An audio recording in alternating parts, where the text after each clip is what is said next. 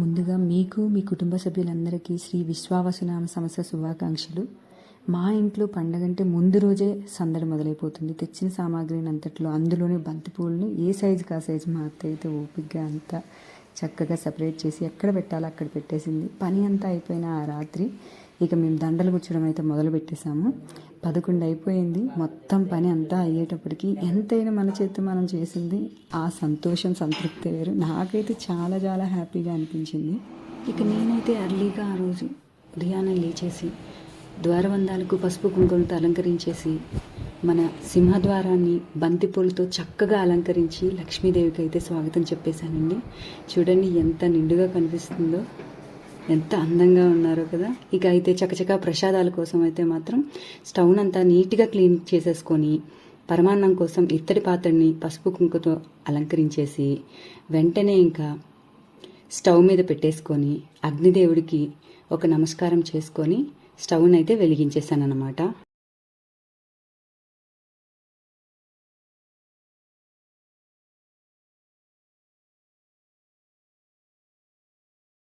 పాలు మరిగే లోపల నేనైతే గ్రైండర్లో మినపప్పును వేసేసుకుంటున్నానండి.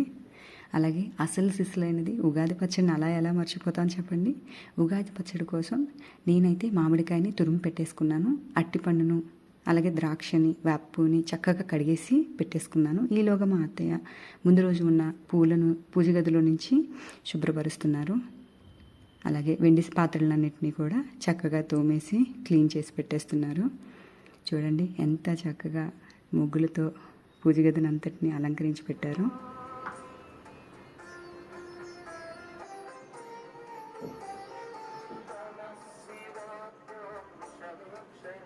ఇటువైపు ఇక నేనైతే గారెల పిండి రెడీ అయిపోయాక వెంటనే గారెలను అయితే వేసేసుకుంటున్నాను.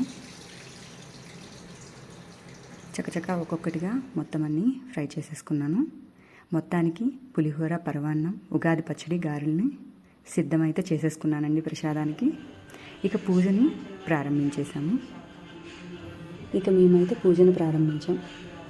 పూజ స్టార్ట్ చేసే సమయానికైతే 10:40 అలా కావస్తుందండి. ఇక మేము చిత్రపటాలన్నింటికీ పూలతోని అలంకరణ చేసేసాము. కింద ఉన్న విగ్రహాలన్నింటికీ కూడా మిగిలిన బంతిపూ రెక్కలతో అలంకరణ చేశాము. మా ఇంట్లో గత 30 ఏళ్ళుగా నిత్యం శివునికి, నాగేంద్రునికి అభిషేకం చేస్తున్నామండి.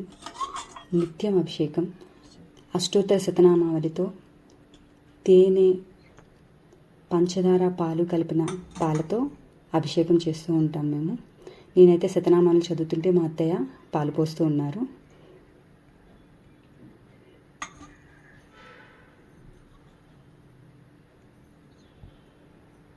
ఈ కొత్త సంవత్సరం అందరికీ సకల శుభాలను ఇవ్వాలని మనస్ఫూర్తిగా కోరుకుంటున్నామండి.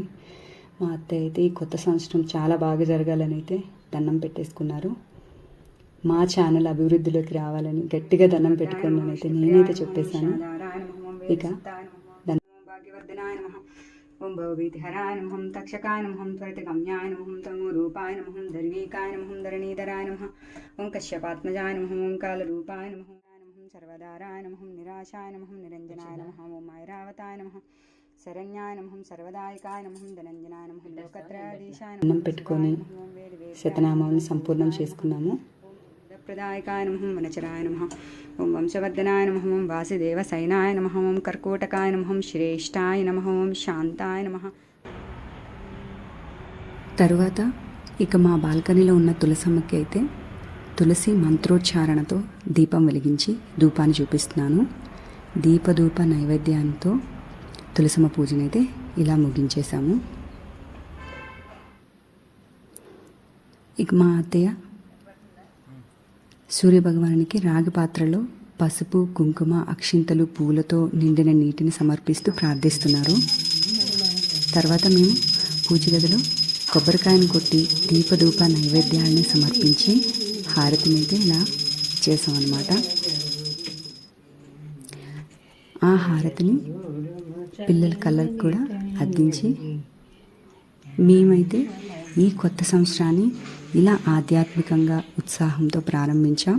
మీరు కూడా ఇలా ఉత్సాహంగా, ఆనందంగా మన తెలుగు కొత్త సంవత్సరాన్ని ప్రారంభించాలని మనస్ఫూర్తిగా కోరుకుంటున్నాను. నేను మీ ముందుకు ఇలా రావాలనే నా ఈ చిన్ని ప్రయత్నాన్ని ప్రోత్సహిస్తారని, అలాగే ఈ వీడియోపై మీ వాల్యుబుల్ ఫీడ్బ్యాక్ని కమెంట్ రూపంలో తెలియపరచండి. ఈ వీడియో కనుక మీకు నచ్చినట్లయితే please like, share and subscribe to my channel. Me sunshine Ganga. Thanks for watching.